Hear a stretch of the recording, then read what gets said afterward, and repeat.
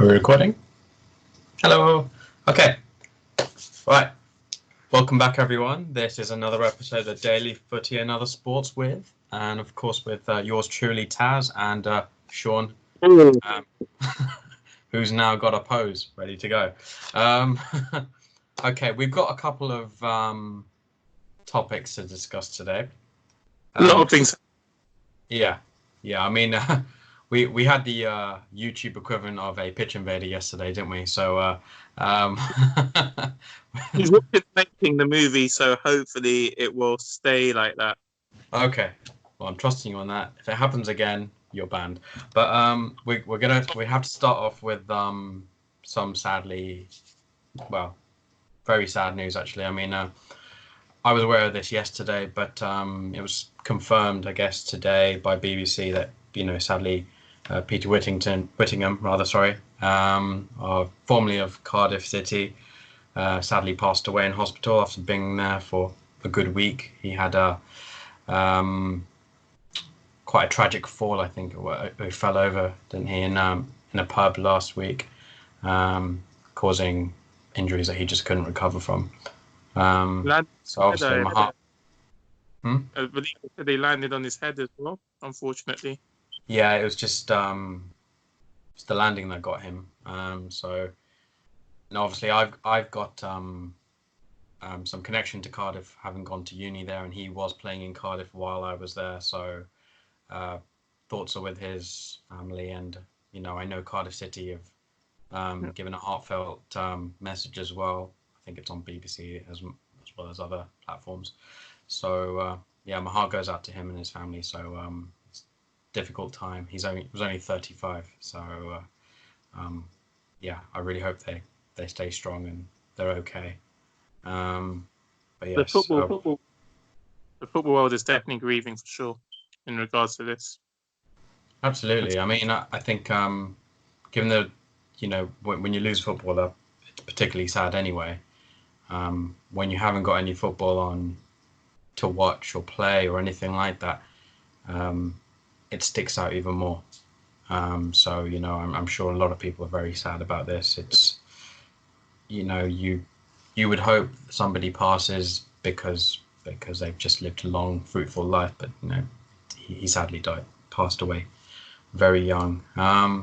But from my perspective, soft spot for Cardiff City, cracking professional. He was there for so long that I genuinely thought he played for Cardiff all his life. That wasn't the case. He's only been there for about 10, 12 years. I say only. But I think Newcastle as well, right? I read that. Well, I heard from a Newcastle pundit I speak to that he apparently played for Newcastle for a while. I may be wrong. Blame the journalist afterwards, but he's ITV News journalist, so I pick on him after if he's wrong. We might have to check that out just to confirm. Yeah. Comment below if it's true, okay, guys? Yeah, I mean he's great pro. I think it's the best way of putting it. Will be sadly missed, unfortunately.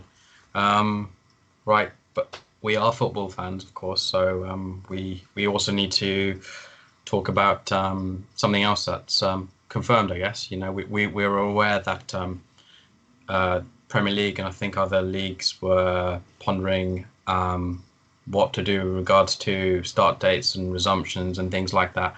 And we've now been informed, of course, that the league is going to be suspended now until the 30th of April, I believe, isn't it? So effectively not kicking off until May again. Whether that's likely to remain the case is another matter. But that seems to be the sort of provisional change of date. What are your thoughts on this, and what do you think? You think that's fair? Do you think it's realistic?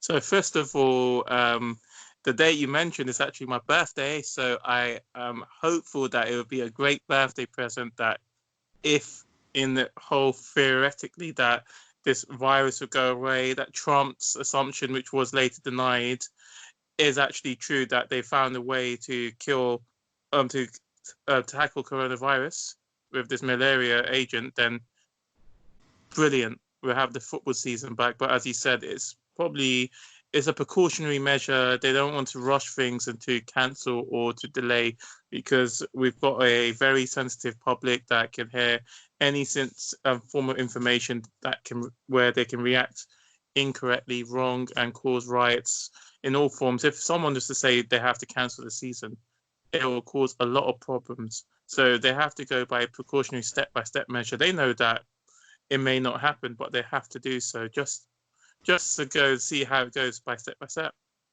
You sort of jumped the gun there, actually, because I was going to bring up how we treat the season, actually, as it happens. I mean, in my mind, I think we've got 2, maybe 3 scenarios in place. The first one, and I think it's, for a lot of teams, although some would disagree, you basically cancel and boycott the whole season. Now, let's list them before we discuss it, because obviously they are, I know that these are all kind of suggestions that we have to genuinely consider, isn't it? First, to boycott the season. The second one, perhaps it might actually cause even more controversy, actually, is to leave the league as it is right this second.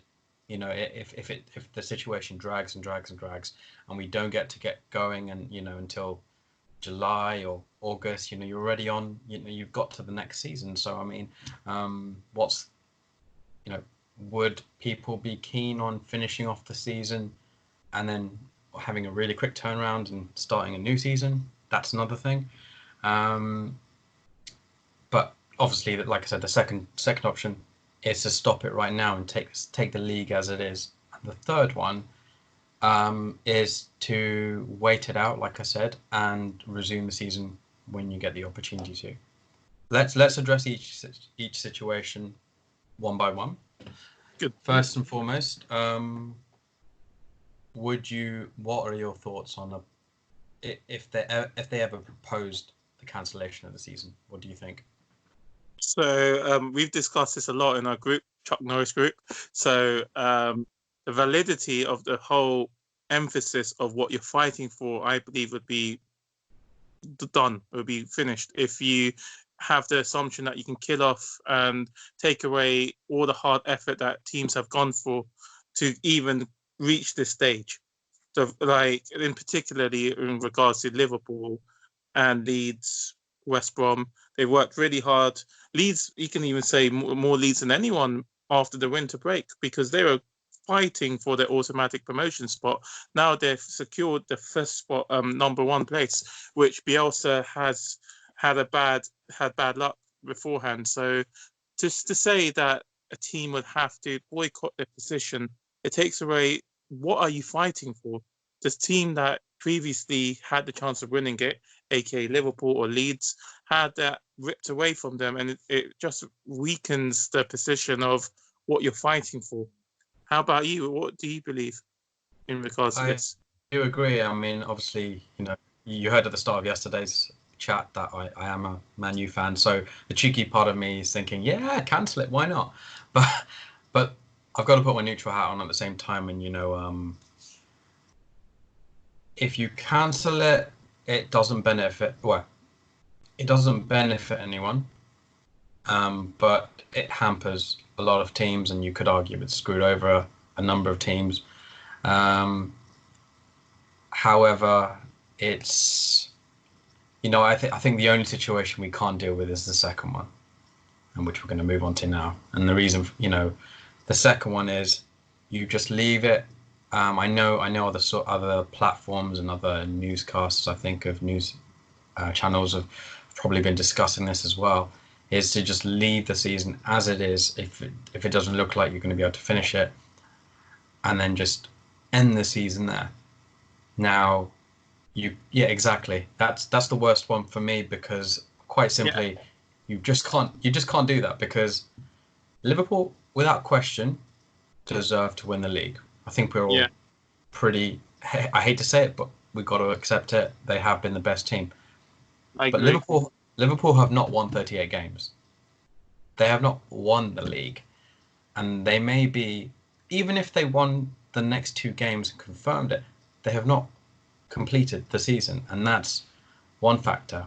And then from a United perspective, They didn't need to finish the league because, as you said, they just needed 2 more wins. Then it's irrelevant how many more games afterwards because they've been Yes, that to set the precedent. but to be brutally honest, I mean, I don't think the completion of the league really is that relevant to them because we're all pretty certain they're going to win it. It's just a case of what's going on around them and far below them. Like right now, United, you're talking about Leeds and their form. United are arguably, you know, either in the best or second best form to Liverpool in the Premier League, without question. A really good run. Um, Getting players like McTominay back as well. Bruno's been a breath of fresh air. We're starting to gain some depth as well, which is amazing. Obviously, I'd rather have Rashford back, but you can't pick and choose everything. But at the same time, you look at United and there are 9 games left to go, 3 points behind Chelsea, marginally better goal difference. Basically, this is the equivalent of if Chelsea lose and we win one, we're ahead of them. But look directly behind us at Sheffield United, who are 2 points behind, but with a game in hand. So if you stop it right now, you're basically saying, sorry, Sheffield United, I know you've got that game that you can catch up, and if you do win it, you'll go above United and technically into, what could be the Champions League European. spot in fifth, if the ban for City stays. They might not, but you can't have what-if scenarios. That's the whole point of a league. It has to be played out, and it has to be completed. And that's why I think, if the league is able to resume, if you're able to get the league and all the relevant competitions completed by, say, mid to late July at the very latest, because I know the Premier League are thinking of getting it done the end of June, which I think is just ridiculous. I mean, to have that kind of you can't have an official date on it. I mean, it's just you got to say, well, we'd like to start up around this time. Fair enough. You're aiming for a particular date, but then you've got to let it ride out. And if you have to compress the schedule somewhat, fair enough as well. You just can't make it. You just have to make it feasible for players to both physically be able to handle it as well. Otherwise, you're just going to get a ton of injuries, right before potentially new season. So that's why I think if you can, the third option is without question. Everybody wants to complete the season. You don't. As a United fan, if City get the ban and we get the 5th spot and we get Champions League football, delighted with that, of course. But I can completely understand what Sheffield United are going through. Norwich City, if you look at the bottom of the table as well, yeah, we think Norwich have probably been the worst team. They've actually been quite exciting to watch as well, for the record. But they are likely to go down. But they but they aren't that far away. They're actually really close. It's so tightly packed, even at the bottom. You're literally 1 win, maybe 4 points away from getting out the relegation zone. I think even maybe as low as Norwich. I'll have to double check the table again, but you can't. You either null and void the season, which I think Karen Brady said. Don't agree with that. Or you see it out. But I know we're shaking our head at cancelling the whole season, but that's probably the second most reasonable thing to do. You can't just because you can't just gift a championship, and you can't just force someone to be relegated. It's just not morally right. It's just going to cause more kerfuffle than anything else in the world. Absolutely. And ironically, we're talking about seasons, how they could clash with each other. Qatar wants to have the World Cup 2022 in the winter period. If one season could be sacrificed, having a half a season, it could correlate with the plannings of the World Cup. Because John Barnes recently said you have to probably sacrifice a following season, have half a season perhaps. And it's such a good point you spoke about Sheffield United. unbelievably amazing. We've always spoke about many teams had made Liverpool look a lot better than they perhaps have been. But Sheffield, you always mention Sheffield United are the exemption. Even Wolves had a bad start, and then so it would be unfair on Sheffield United. Southampton, after that Leicester demolition, they've been really good. I think they've got a game or two on hand as well. And then close to the relegation spots, Wolves, sorry, not Wolves, Watford. Has a game in hand as well. So there's so many predicaments. And another thing I'm going to speak about the Championship, because unfortunately, as a Middlesbrough fan, I could say, yeah, season void. But if the season is Would be. void, yeah, it's unfair on the other teams because we have actually been atrocious. Woodgate, please get fired after the season's over, whenever it is. But we should not be given the exemption of having the chance of avoiding the relegation battle. And another factor is I know this Brentford fan really well. It's the last season they are going to compete in Griffin Park, and they are so close of fighting for an automatic promotion spot, or even just going for the playoffs. If you deny them that right, and when they've been actually quite good, they had a bit of a blip, but now they're doing quite well again. It's unfair on them as well. So even the suggestion of cancelling the season or halting the season and making it a 22 Premiership League season is unfair on the possibility of West Brom dropping more points and getting replaced by even like teams like Brentford. It is definitely possible. True. What about not? True, but I mean, well, let me ask you, just for a quick answer. Don't even need an explanation.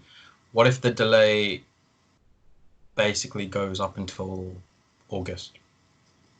What if you're in that position? What if it's do you finish off the season and either have a shorter new season or still try to squeeze every game into a brand new season, or would you still have the same mindset?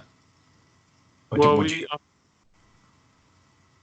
sorry, Yeah. because Skype clashes our conversations, and we want to hear what this genius is saying, and we want to hear what this crazy guy is saying. So, I think I alluded it to it before. If the season, either it doesn't matter about any other season right now, about the following seasons, because you're taking away the validity of what a team has achieved to. Because okay, let me put it like this: each season you're fighting to win a trophy. You're taking away the meaning of that trophy if you're saying, okay, it's clashing with times, with the timing, with the dates. So therefore, we cancel or doesn't matter how the team has done this season. We just go for the next season. No, you're fighting for the value of what a Premiership title means, and it's something that needs to sometimes be emphasized. We live in a society where hundreds of footballers are world class. We live in a society where people say that Anderson is not as good as Gerrard because he had a Premiership medal and Gerrard never did. But at the end of the day, Anderson still contributed to Man United. And at the end of the day, not everyone's world class. We have to try to redefine these definitions, including the right of playing in the most watched league in the world, the Premiership, and it has to be fulfilled correctly. Otherwise, it just takes away, diminishes what we do in the first place.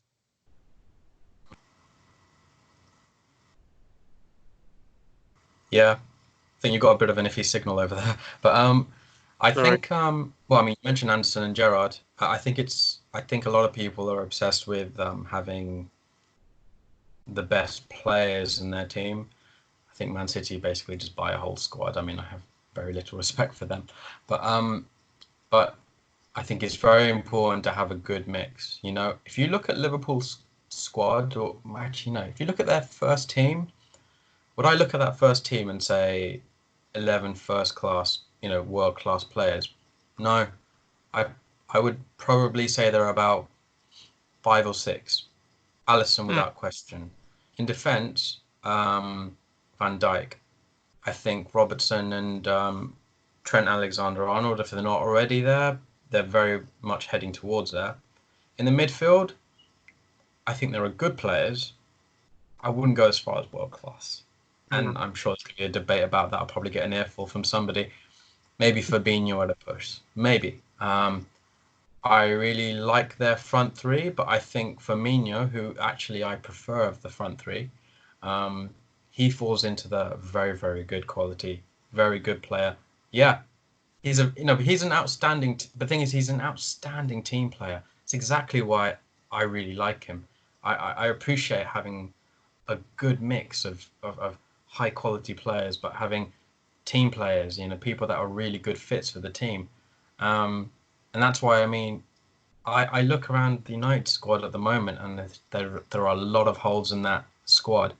Um, but but you just look at some of the players who have either developed into good players, or and they may not get any further than that.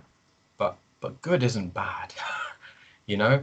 What Fred and McTominay have done, McTominay before his injury, has been almost a revelation this season. And Marcus Rashford had to produce this kind of season, and put a lot of because there was a lot of faith in him sort of to do that when Lukaku was sold.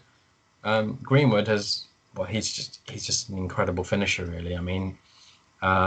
He's not had as much game time as you would have thought, but he really has. He's got 11 goals, I think, of the season. Amazing numbers, and Brandon Williams has forced himself into the reckoning. He's actually given Luke Shaw a kick up the backside and put so much pressure on him that Luke Shaw's, playing really, really well at the moment. And all the players I've named to you, that I think Greenwood's heading towards that mantle. I think Rashford he's further down the line, but he's also heading there. Here I am. It has a potential of a pitch invasion. But and Millie Billy, you can enjoy your Lion King. I'm just talking to Uncle Taz right now, okay? We're never going to get through a full video, are we? She's surrendered. Thank you, Millie Billy. Millie Billy Maker on YouTube. Okay, so sorry, But yeah, uh, but no, that's the thing. yeah. I'm not discrediting what Liverpool are about. I'm just saying that I actually respect that they've got a good mix. They've got a good mix of Brits and international players. They've also got a good mix of world class and decent, solid players, and that's why there's such a good team harmony in there. And I think United have got that, but we probably lacked quality around the pitch. Signing like Bruno was crucial, but Yeah. a lot of United players were demanding it last summer. I'm sure the hierarchy are probably thinking, well, we've pulled off a master stroke here, haven't we? Not really, because everybody was talking about it 6 months prior to the signing. So, and because they faffed around so much in the summer, he almost ended up at Spurs. Let's not forget that. So it was almost a lucky signing. But it does actually conveniently move me on to the next subject that we're going to discuss, and it's transfers. Okay. I want to elaborate on what you're saying. I really like your point about Liverpool players. It's really true because at the end of the day, we just spoke about so many players are exaggerated. It's true. Like every player is world class. Everybody's world class. What you've mentioned is if you take Jurgen Klopp out of that club, are most of those players going to perform to that level? Okay, and I know you're a Man United fan. Let's be a bit harsh. Well, Swap Ole Gunnar. I've been a massive fan of Jurgen Klopp and indeed Firmino before most people heard of them, because ITV4 used to show a lot of German football highlights, and I watched every single week. And you ask how many of those Liverpool players knew who Firmino was, until either the summer they bought him or maybe 6 months prior to that. I don't think many of them would have said yes. That's why I like Firmino. I know what he's about. And similar vein, Klopp's a bit mental, but what he is good at, he just gives everyone a big hug. He's a real players manager, and that makes it easier for players to want to play for him. But he has won things as well. At the same time as well, however, you've got to also realize that he's going to win the league and very, very soon, but he hasn't won a league. Well, yeah, well, of course he has. What But I'm saying, he's won a league. He hasn't won a league here, of course. yeah, But he has won one in general. Well, for some reason, I've got two windows open. What's going on here? Is this working? Okay.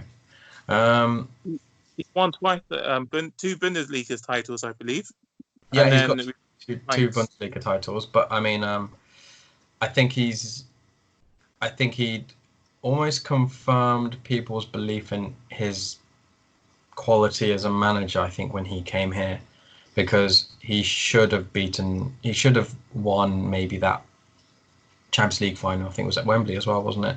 Against Bayern Munich. Um, Obviously, there'll be a debate on that. I mean, I'm sure Bayern Munich fans will say, no, no, we were the better side. But you know, he didn't get the clean sweep. So in his mind, he probably incomplete. But he came here. He's won Champions League already. He's very likely to finish up with the Premier League as well, imminently.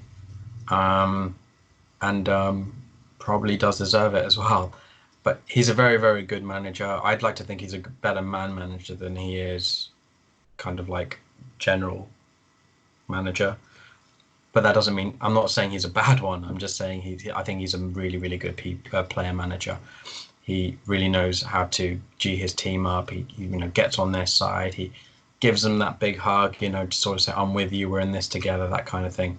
And that is so reassuring, I mean, imagine if Martial was getting more hugs, he wouldn't be quite as grumpy face as he always is. Exactly, I was trying to say. Basically, to your point, too many players are seen as world class. Even to this day, if you had Paul Pogba, I know this might offend you, if Paul Pogba was at Liverpool, he would probably be the best player in the league. He is world class. It's undoubtedly world class. But this is what I wanted to say. If you had swapped Klopp for Ole Gunnar Solskjaer, opposite sides, I know it's impossible because of Solskjaer's history, Liverpool would probably be at Man United's position. And Liverpool would probably be like struggling. This is a possibility because at the end of the day, what if Solskjaer was able to get the same big signings that they were able to get anyway? Would you still say the same? yeah, because what I'm trying to say is that Liverpool have done so well, and I would agree with your assessment that not the whole squad is world class. That the unit is a world class team. However, there are individuals that may not be world class. And that's why I gave the example that if you take certain bits out of Liverpool and swap them in Man United, there may be opposite effects. Rashford, we sorry to go a bit off topic, guys, but me and Taz have debated many times since the start of this season that may end, Sterling, Rashford. And Taz will always say this. I probably disagreed, but I've been proven wrong because Sterling's form has gone down. That Rashford, if he was in a better performing side with perhaps had a more confident side, he would be scoring 50 goals a season. So there's so many things we can point to rather than just talking about the player's predicament. Well, if I may interject somewhat, with Rashford, I think the one thing I said was, in terms of his overall game, the only thing that was lacking that made it very hard for me to sort of justify what I believed was the fact that I think he is a better all-round player than Sterling, was the lack of goals. And in the last couple of seasons, Sterling has been scoring decent number. Yes, of course, he's around so much quality that a lot of them are on a plate for him, and a lot of them have been tap-ins. But would Klopp have improved Rashford's finishing more than Ole? Answer that one for me. 100%. No. Because Ole, no, 100% because the setup. Why would a guy who's a decent manager be able to train a guy on shooting better than a guy who's just ridiculously clinical? This season is no fluke in terms of his goals, because his pace unmatched in that team. His work rate incredible. There's a lot of hard-working players there. His skill set far superior than Sterling's. I mean, Sterling tries to turn on someone, and he gets gets it muddled up in his feet, kind of like how Martial does, if I'm honest. But Rashford, before his injury, he's on 19 goals in the season, which he was heading towards 20. And Martial's stats, I think he's on 16. I think he is. Yeah, 16, 18. I don't think it's as much as 18, but I think it's 16, 17. He's had a further 2 months on Rash, and he's not quite there yet. That just gives you an idea of how well Rash was performing. His finishing has been good, his pace has been good, his skills have been good, his strength has improved. Sterling keeps falling over still. You know, he's. If you look at his overall game, the only two things that really truly impressed me about him were his pace and the number of goals he scored. I couldn't complain about the number of goals he scored because the stats are stats. Just like a lot of people who want to criticise Rashford can't really say he's not really done much with the ball this time around because he's got 19 goals. And if this season does resume belatedly, I think he's about 2 weeks away from coming back. And because there are no Euros, there's no reason to delay, no reason to rush his return either. So even if you brought him back a few games into this, delayed return, he's had time to recuperate, and he'll be ready to go. But it does. We do need to move on to our next topic, which is. One more point. Right. I have to strongly disagree with your saying why Ole Gunnar Solskjaer would be better than Klopp in regards to his finishing. First of all, not every ex-player can hack it as a manager. Roy Keane, brilliant example. He started well at Sunderland, then failed catastrophically after, and then didn't do anything at Ipswich. But I'll give you the best example. Mohamed Salah. That guy... Okay. Useless as a player in his finishing before joining Liverpool, and then he just magically transformed. The way you're describing a player whose finishing could possibly improve, you just look at Rashford and look at Salah. No, I remember a game because Salah was already a decent player, and when he was at Roma before he went to Liverpool, he was already scoring goals. But what he needed was a manager that actually had faith in him. Like he was under, I can't remember who was managing at Chelsea. Was it Mourinho or was it Conte? I don't even anymore. They changed so much. But there was just so much negativity and so little faith in him. What was the guy supposed to do? You've got in Rashford, you've got a guy who's basically we sold a striker. And if anything, he's actually had more pressure on him this season. He's had to work on his mentality, and it's an absolute credit to him if it's all been down to him. But his finishing has been here and there, not been consistent. And it's no coincidence that such a good finisher is his manager. He's spending an awful lot more time with him, and the number of goals he's been scoring has improved. If you look at the Martial goals, what do you remember about the goal he scored against Watford at Old Trafford recently? What do you remember about that? Exactly. What you remember about it is that beautiful turn and that finish, right? What we need to look at though is the fact that it was a really nice through ball and he didn't finish first time. And the fact that the Wolves away game, right at the start of the season, he scored a cracking goal. He thumped it in. But the number of times he got the ball tangled up in his feet and actually failed to put away easier chances is exactly what Rashford's getting plaudits for right now. And it's exactly what Sterling's been getting plaudits for because they are finishing off these easier ones. And that's the key part. He has improved his finishing. And he has had the right guidance for it. So I think player specific wise, he's had the right type manager around him. That's what I'm trying to say. But we need to move on. The video's going to keep going. One more thing.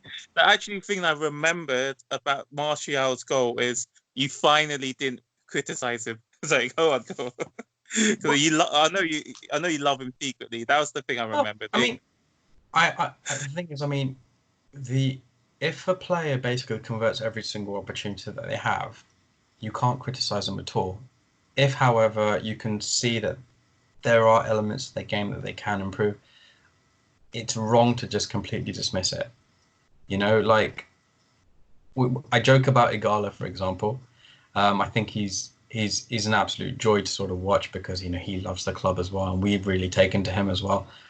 But if you look at the conversion rates he's got, not quite as impressive as you think, and it's a small criticism. If you put Aguero or Kane in the positions he's been in, they'd have probably buried another 3 or 4 of the goal opportunities that he's had. He's actually had some really, really, really golden opportunities. So that's all I'm saying with that one. But I mean, I just think it just improving your efficiency and your conversion rate is absolutely paramount to your success and improving. And Rashford, to his credit, has done that. I just hope this injury hasn't hampered his momentum. It's likely to initially. I hope it doesn't completely. All right, we need to move on to our main topic, which we were going to discuss yesterday, but we get an opportunity to. One final coronavirus-related topic, subject, I guess, with the transfers. My question to you is, would you, obviously the window's meant to open in June, would you open the window like now until players about to start, almost as like pre-contracts, with the knowledge that you don't know when the season will end and how much time you'd actually have to buy future players? Would you do that? Do you think it's a feasible option? Or would you just wait until the season ends, whenever that might be, and then just have a period of time to get all your signings done? You might have very little time to do anything. And you know how slow United are working signing. So what would you do? So I think we've already kind of got Taz's answer there. But okay, let's be okay. Me and Taz like to discuss this topic quite often. Let me give you guys an example that I spoke to Taz about beforehand, like probably a few weeks ago. We don't follow La Liga as vividly as the Premiership. However, when this virus broke out, when it started happening, a team in the Wuhan region signed a player from Espanyol, a player who saw the money box and thought, okay, let me go to this situation. So we're looking at a pre-contract situation here. However, the viral situation escalated furthermore, and then they had to.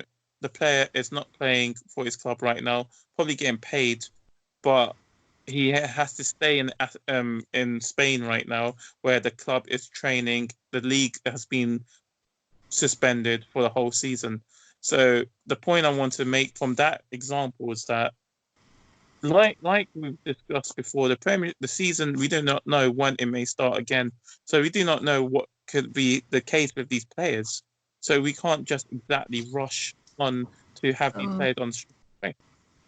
But I'm not really asking. I'm not asking it in such a way that you basically get a pre-contract for a player, and if things escalate, then it doesn't materialize. Like for example, we're going to go into sort of rumored players, but I'll give one away straight away. One of the players that I feel we have to get and should get is someone like Jack Grealish, who's a very hardworking, all-rounded player.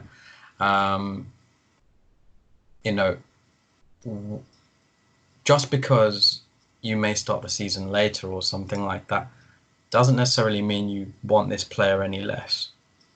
So what I'm proposing is basically, why can't you just have this period where you can get pre-contract signings in place? Because it's like a scenario, you're not used to this scenario, so hopefully it won't happen.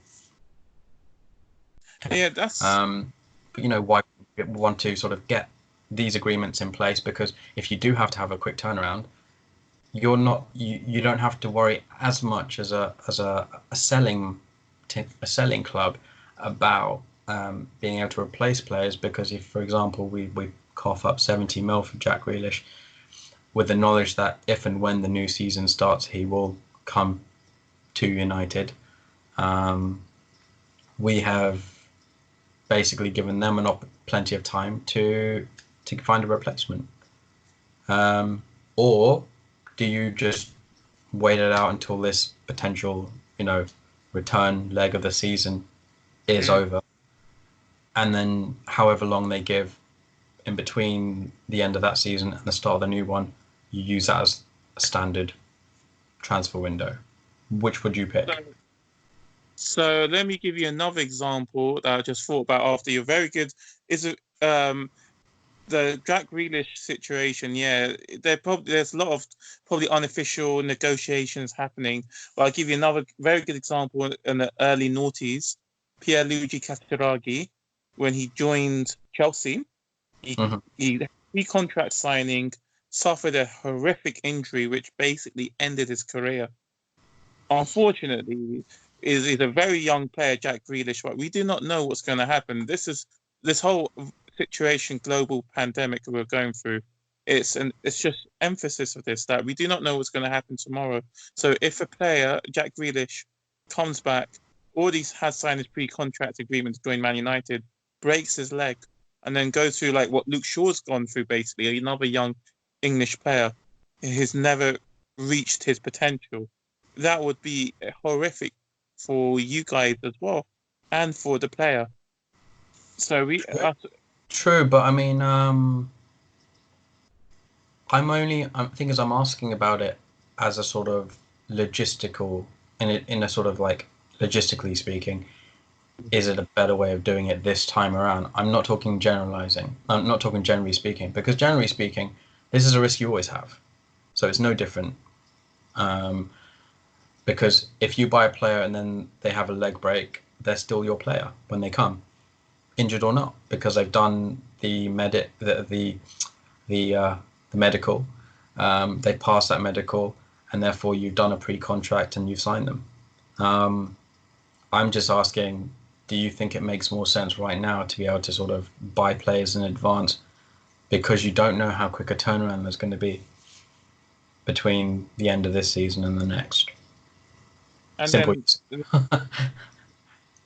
so another point is, like, we don't know what's happening or how when this whole situation can go away. It's been predicted it can last till the spring of next year. So we're talking about players that would have to Mr. look Doom for a and new. Gloom.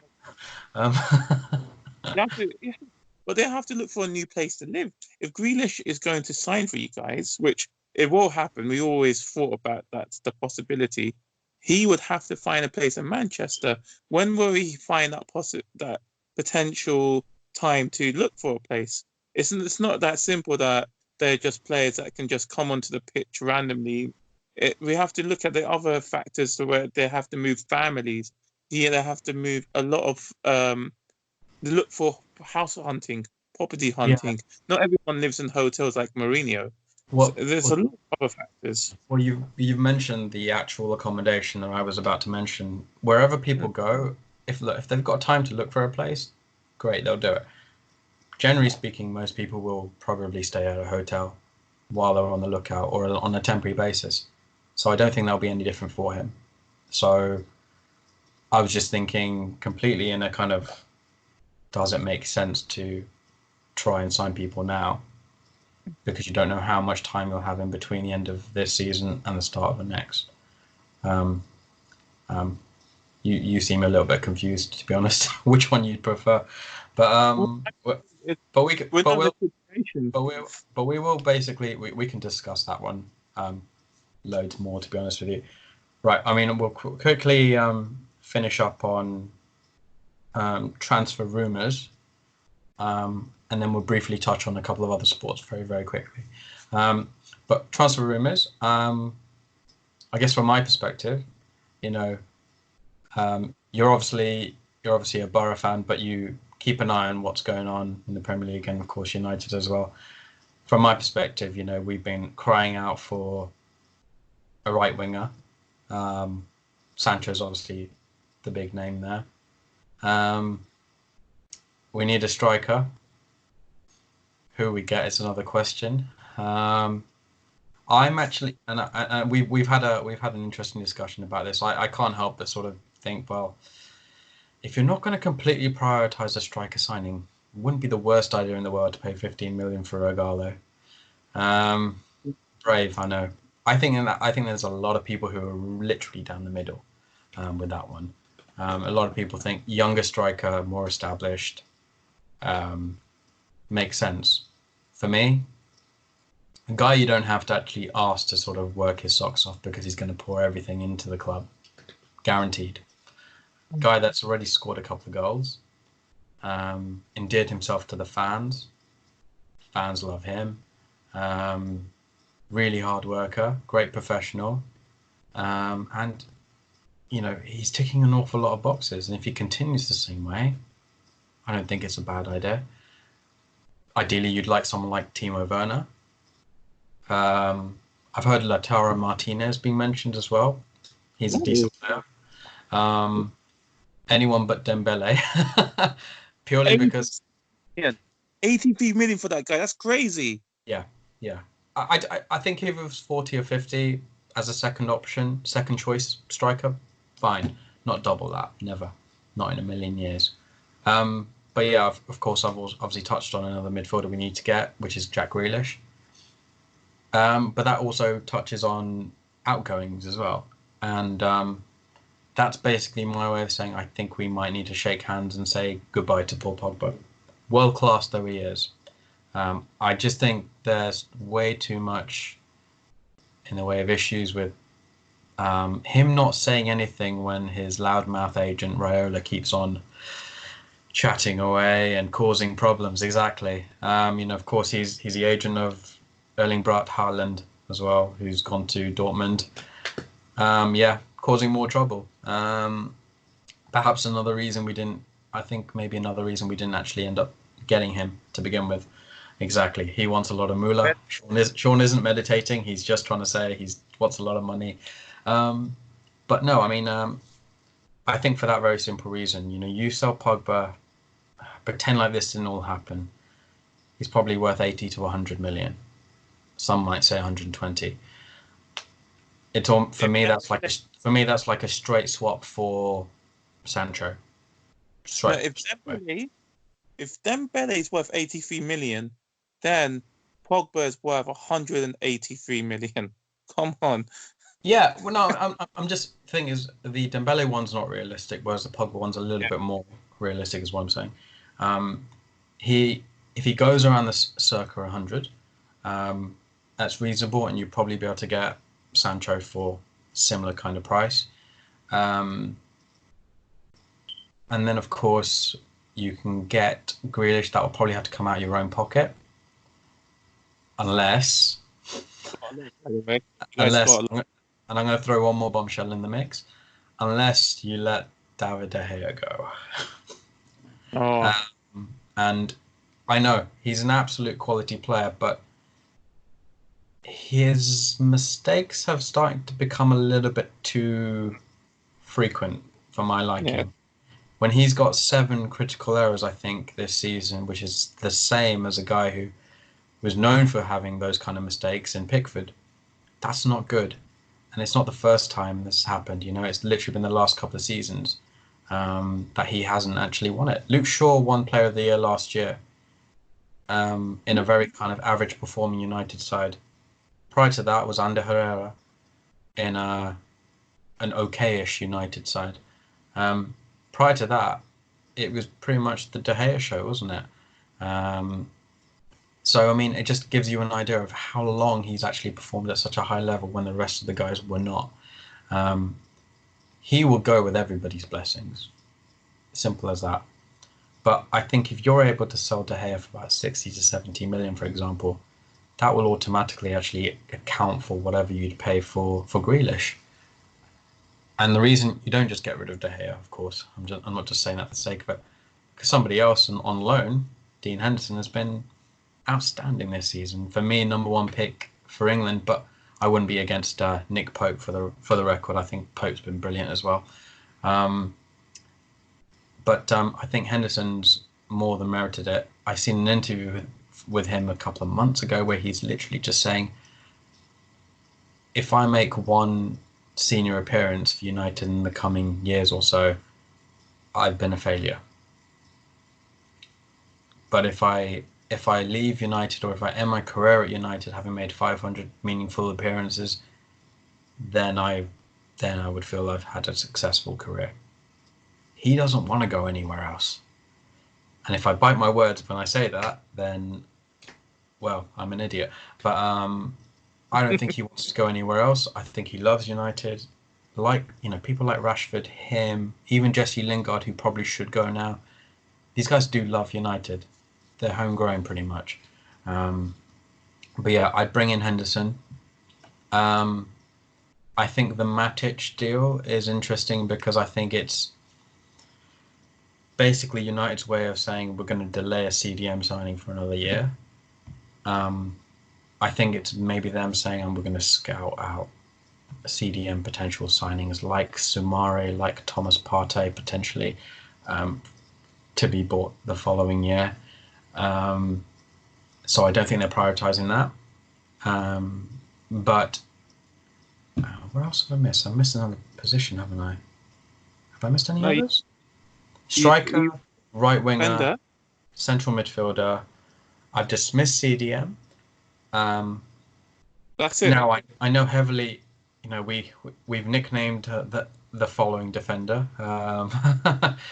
He's Sean loves this guy. He's Kalidou Koulibaly, but we call him Sean Libali because Sean is obsessed with talking about him. And we know he's a quality player, but the problem is two factors: his age. He's 28, going on 29. He's not a goalkeeper. If he was a goalkeeper and he's 28, 29, fair enough. De Gea is that age. It's actually coming up to his prime, but he's actually maybe peaked already. But as a defender, not so much. So I think he would cost an awful lot, 60 to 80 million at the very least, and I think that's probably not a priority signing. It's one for, I know, in terms of the money that needs to be spent. You're asking stingy owners not to be stingy, but yeah, I think that's my quick summary on transfers. Now we can either discuss other sports right now, or we can do that tomorrow. What do you fancy? We do it tomorrow. Say we can have a whole show on other sports tomorrow instead. How's that? I'll to continue the transfer talk. Basically, guys, you're witnessing that we may have a plan what we want to discuss, but then we will go off on a tangent or even continually debate, because this is what we do, and this is why we've started this whole show in the first place. So I really like Taz's points, but I would like to also say that I agree with him that there's an issue with De Gea, and I'm going to play devil's advocate. That's what I always do with Taz. If De Gea was to go, will Henderson be able to live up to the pressure? We disagree on this, but I think Maguire has not lived up to the 80 million price tag, and I think maybe Henderson will have issues to go. It's a different level from being the underrated player at Sheffield United. I think he was at Aston Villa before as well. No, he was at Sheffield United, and then going straight to Man United, a top team that could possibly be in the Champions League. Oh, so when these ones to go, come and say we can go back to your Lion King. Okay, good. Yeah. Okay, we go Lion King. Okay, I'll be right back. Okay, I'll be right back. So, That's probably basically, so I think there's also other factors. De Gea has been well below his standards. He has been the best goalkeeper in the world for many years. Alisson and Ederson should not be close to his level, but they've eclipsed him, and that says volumes. So there is a clear issue that maybe De Gea has to go, a player that actually signed for Real Madrid a few years ago, but that obviously the Navas situation stopped it. So there has to be addressment. He may have to leave, but it's not a certainty that Henderson will slot in seamlessly. Although Romero has actually done a good job, and Henderson is perhaps better than him. And then the same thing with Shawnee Barley. The guy is one of the few defenders that actually terrified Mbappe. Napoli, PSG, last season's group stage. None of them scored past him. It had to be Julian Bernat, and that says volumes about how good the player is. But to help Tad's Oh, point, we've all had invaded. got bugged. You've had an invader too. You've had an invader too. You've had an invader too. I say okay. So I think no. To help Taz's point, I think I'm talking too much. But Harry Maguire, to defend his point, the two other defenders that could have been the alternative signings to Harry Maguire were De Ligt, who's at Juventus, gone quite badly there, and Koulibaly, who's actually had I did say that was going to be a mistake, didn't I? For yeah, him, I called that. and Koulibaly has actually not had a good season, and he was quoted about 120 million. That's more than obviously more than Maguire. If we signed him, he probably wouldn't have done really well, and that would have been even worse. So it's I not just that think we easy. played. I just think we played our hand when we picked one or the other in Yeah, terms of the price tag, but also when you have to sort of look at it overall. If you look at the four centre backs we've got, if all fully fit, which debatable at times, that's okay. You know, I did say earlier you need to have quality, but you need to have a decent balance, and that's exactly what we've got. And to be honest, the defenders I think are the second best defence in the league. That's less of a fluke than you realise. The quality is the lack of goals has been our issue, but the defenders have actually been doing their job. So you can't really you may not feel he's matched his price tag, but as a team, as a defensive lineup, they've been doing their job. That's all you can ask for, really. So even though I'd probably pick Skriniar over him if I'm honest. Both are playing very, very well, and he might very well be cheaper, but he is younger as well. So okay, but that's we have really basically made this call drag way, way, way too long. So I think what we'll do is we'll wrap it up right now, but we'll basically carry on tomorrow. I think tomorrow we can focus on transfers and we can look at some of the other sports going on around the world because there've been a real mixture in terms of whether things have been going on and things have been stopped. But yeah, we'll discuss that tomorrow. But for now, big fans of wrestling. Big yeah. fans of wrestling. All right, save that for tomorrow though. All right, but for now, that's me out, and Sean too. We'll catch you all tomorrow, and yeah, watch this space.